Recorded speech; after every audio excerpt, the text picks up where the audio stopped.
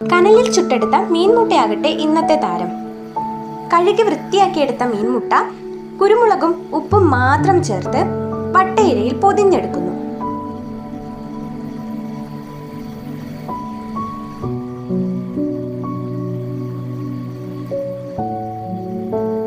വാഴവള്ളി ഉപയോഗിച്ച് ഒരു കെട്ട്, പിന്നെ നേരെ ഓല കൂട്ടിയിട്ട് കത്തിച്ച് അതിലോട്ട് വെക്കുന്നു.